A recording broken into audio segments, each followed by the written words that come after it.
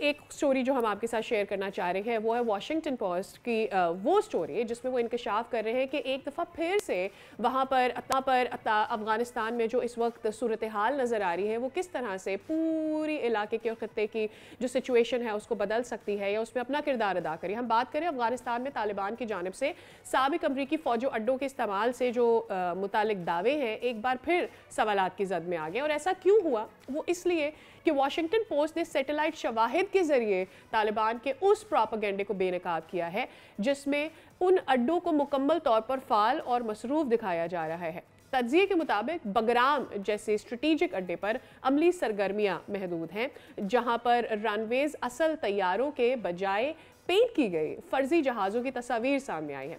Report ये बता रही है कि तालिबान को विरसे में मिलने वाला जो ये ज़्यादातर फ़ौजी साजो सामान है ये काबिल इस्तेमाल है, जिसे जोड़ तोड़ कर उसके पुर्जों को निकाल कर या रिवर्स इंजीनियरिंग कर कर उसको काबिल इस्तेमाल बनाने की कोशिश की जा रही है।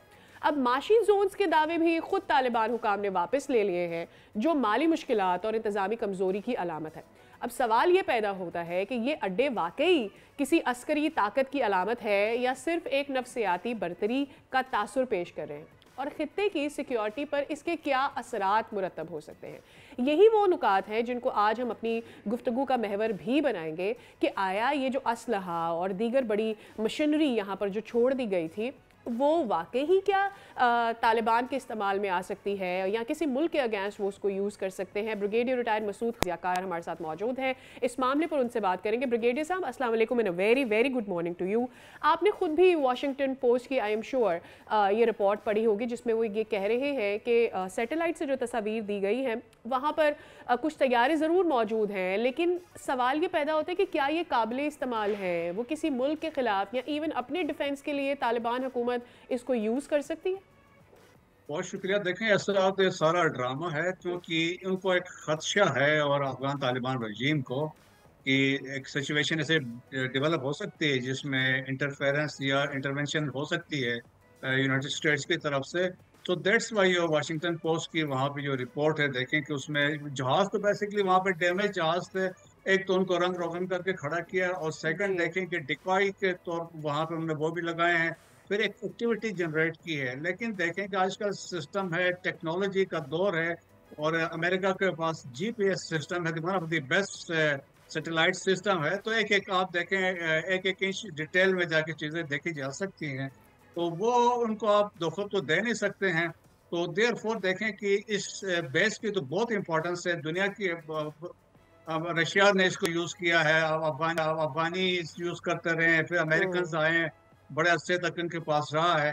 तो इसकी उस स्ट्रेटेजिक पॉइंट ऑफ व्यू से इसकी बड़ी इंपॉर्टेंस है। तो एक समझ लें कि एक प्री एम्प्ट किया है उन्होंने। और हम्म। इसकी सिग्निफिकेंस तो इसलिए भी है, it is about 40 kilometre north of Kabul है।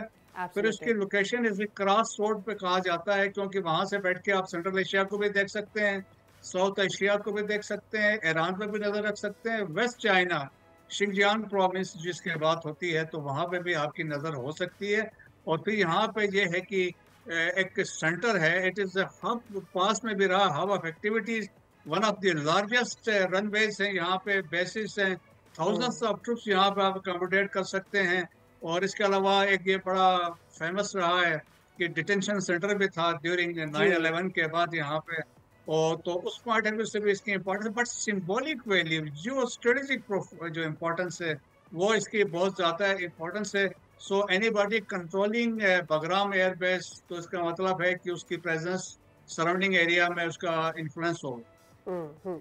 लेकिन बगराम एयरबेस पर ये जो सारा आप जिस तरह से बता रहे हैं कि ये पेंटेड तैयारे हैं, उनकी अपनी कोशिश की जा रही है उनकी जानिब से कि किसी तरह से इन पुर्जों को जोड़कर या उन तैयारों को या दीगर मशीनरी जो मौजूद है वहाँ पर उसको किसी तरह से यूज़ किया जा सके। At the same time we are aware कि how India had been helping them. We don't know अभी इंटरनली कितना फाइनेंशियली वो उनको सपोर्ट कर रहे हैं, लेकिन हम ये जानते हैं कि जो दहशतगर्दी अफगानिस्तान के अंदर से उठ रही है और दूसरे मुल्कों को मुतासर कर रही है, ऐसे में कोई भी मुल्क ये नहीं चाहेगा कि उनको दी जाने वाली फंडिंग जो है वो किसी मुल्क के अगेंस्ट यूज करें। But India can be one of those Nations who can use it against us और अदर नेशंस। सो ये सारी मशीनरी क्या किसी भी तरीके से पावर में लाई जा सकती है किसी बैरूनी ताकत की मदद से?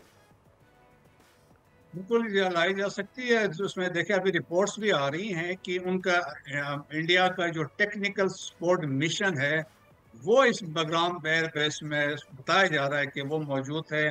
वो okay. They are providing technical assistance और मेंटेनेंस को देख रहे हैं कि किस तरीके से चीज़ों को एड्रेस किया जा सकता है।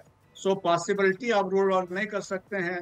लेकिन देखिए बात यह है कि जो भी आपके पास हो, it is man behind the gun, वो मैटर करता है। और हम्म। अभी हमने देखा अफगानिस्तान में वो कैपेबिलिटी नहीं है, क्योंकि ये रेक टेक मलेशिया है, एक हम्म। रेगुलर फोर्स तो नहीं है ना। वो ये टैंक लेके जा सकते हैं ना जहाज उड़ा सकते हैं।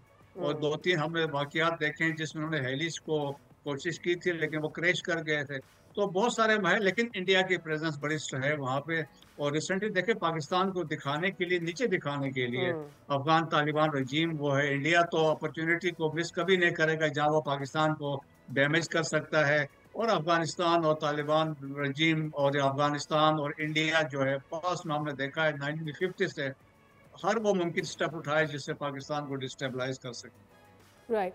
ब्रिगेडियर साहब, एट द सेम टाइम हम ये भी जानते हैं कि अपने इकोनॉमिक जोन्स के या अपने जो माशी जोन्स हैं उनकी जो दावे हैं वो अफ़गानिस्तान की जानिब से वापस लिए जा रहे हैं। पहले हमने देखा कि बड़ा उन्होंने शोर में, may be they were very proud of when अमीर मुत्तकी साहब इंडिया गए थे और उनको लग रहा था कि there is going to be a huge financial support from there, but that really didn't really translate for them. So you think Taliban हुकूमत इस वक्त किसी किस्म की मुश्किल में है और उनको रास्ता नहीं नज़र आ रहा कि उन्होंने किस तरह से आगे बढ़ना है?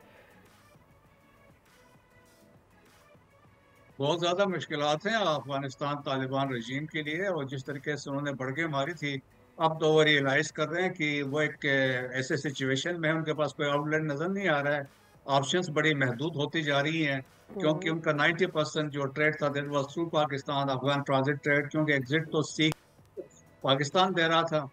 और बाकी कोई ऑप्शन है, ईरान वाला ऑप्शन चाबहार वाला है, बट लेंथी है, कॉस्टली है। और ऊपर से नॉर्थ से जाते हैं, उज्बेकिस्तान से जाते हैं, तुर्कमेनिस्तान से जाते हैं, अगेन लेंथी और वो है। और हम्म। फिर आगे देखें कि जो अबाउट 7,000 प्लस कंटेनर्स बॉर्डर्स पे खड़े हैं और एब्सोल्युटली। बिलियंस का रुपीस का नुकसान हो रहा है। तो इन्फ्लेशन भी बढ़ गया लोगों में। तुम्हारा ख्याल बहुत मखदूश होते जा रहे हैं with every passing day Afghanistan के अंदर, फिर अंदर से आपस में डिवीजन भी है। कैन कैन रियली अफगानिस्तान आने वाले दिनों में, आपको लगता है कि वो उनके अंदर जो मौजूद डिवीजन है उसका कुछ कर सकते हैं अगर विल भी हो तो? क्योंकि हम जानते हैं कि अफगानिस्तान में कोई एक ग्रुप ऑफ तालिबान तो मौजूद नहीं है, कोई एक ग्रोह भी ऐसा मौजूद नहीं है जो कि ताकत हासिल करना चाहता हो और जो समझे कि मैं दूसरे को ये रिस्पेक्ट दे सकता हूँ कि दूसरा ग्रुप जो है अगर हुकूमत बनाना चाहता है तो बना लें। And that is probably one of the reasons कि वो अभी तक किसी इलेक्शन की तरफ नहीं जा पाए, जो इनिशियली उन्होंने ऐलान भी किया था कि टी इलेक्शन होंगे, हुकूमत सेलेक्ट होगी। सो यू थिंक चाह कर भी it is going to be easy for them to govern under one system?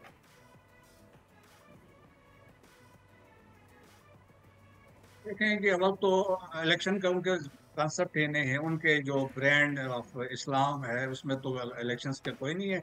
लेकिन कल एक स्टेटमेंट दी सराजुद्दीन हक्कानी ने, उसने बात की जब तक आपको लोगों की रिप्रेजेंटेशन आप में नहीं होगी, उनकी आपको सपोर्ट नहीं होगी, तो आप गवर्नमेंट को रन नहीं कर सकते हैं। और अभी तक देखें 4 साल हो गए, it is still interim government है, मानी जाती है। सो डिवीजन तो अब तालिबान के अंदर भी है। फिर देखें काबुल का अपना एक ग्रुप है, कंधारियों का अपना है, फिर कंधार के एब्सोल्युटली। अंदर अपनी डिवीजन है। और काबुल में आते हैं तो वहाँ पे डिवीजन है, वहाँ पे सिराजुद्दीन हक्कानी लॉयर पख्तिया जिसे कहते हैं, वहाँ पे उसका अपना इन्फ्लुएंस है। और फिर नॉर्दर्न रजिस्ट्रेशन वाले दोबारा एक्टिव हो चुके हैं। सो हालात जिस तरीके से डेवलप हो रहे हैं, फिर ऊपर से देखें कि जिस तरह वाशिंगटन में वाकयात हुए जिसमें रहमानुल्लाह वाज इन्वॉल्व, और फिर इसके बाद और लोग पकड़े गए हैं। फिर इसके अलावा देखें कि डायरेक्टर नेशनल इंटेलिजेंस जो है तुलसी गेबट, उसने उन्होंने कहा कि अबाउट 20,000 जो अभी रिसेंटली जो आए हैं अफगान, उनमें से 2,000 उन्होंने कहा कि वो सस्पेक्टेड है, उनके लिंक्स है विद टेररिस्ट ऑर्गेनाइजेशन। तो वो हालात हैं। फिर इसके अलावा देखें 41 कंट्रीज ने कहा दुनिया में कि अफगान तालिबान रजीम या टेररिस्ट के basically they have the sleeper cells उन ममालिक में हैं। और फिर इस तरह यूरोपियन यूनियन ने 92 थ्रेड अलर्ट्स जारी किए हैं।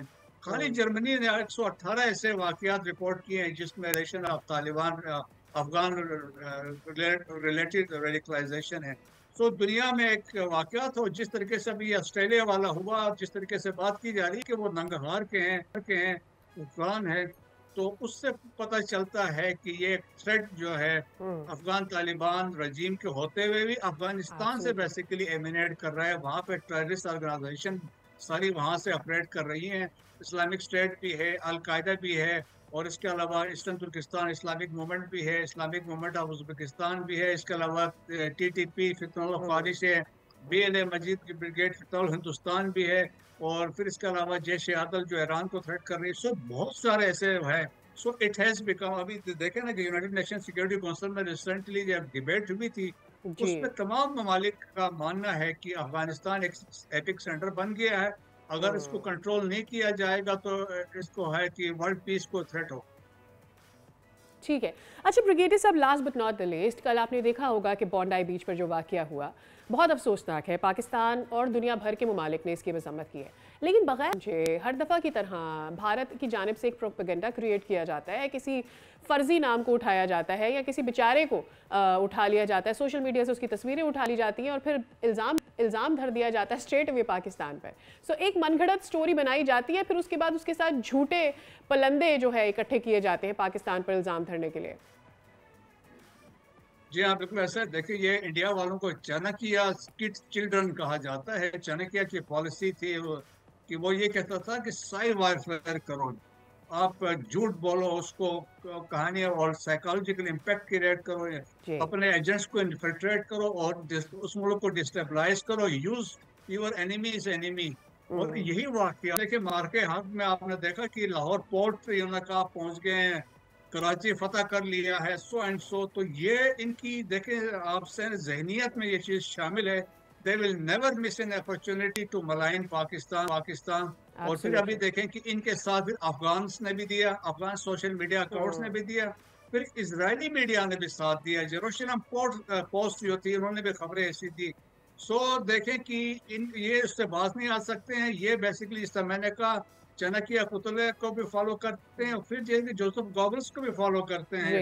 The Nazis propaganda minister who said if you tell a lie big enough and keep repeating it, eventually people will start believing it. देखें, जब आप हजारों दफा लाखों दफा उसको शेयर करेंगे, फॉरवर्ड करेंगे, प्रोपेगेट करेंगे, तो लोग उसको यकीन कुछ लोग उसके ऊपर यकीन करना भी शुरू कर देंगे। बहुत शुक्रिया ब्रिगेडियर साहब, आपके वक्त के लिए। It was very insightful to you, but actually at the same time मेरे ख्याल में पाकिस्तान को भी अपना काउंटर नैरेटिव इसके ऊपर देते रहना चाहिए, ताकि वही लोग जो फैक्ट्स के बगैर पैदा होने वाली खबर पर यकीन कर रहे हैं, जब उनके सामने फैक्ट्स रखे जाएं तो वो इस बात को समझ सकें और असल चेहरा भारत का देख सकें।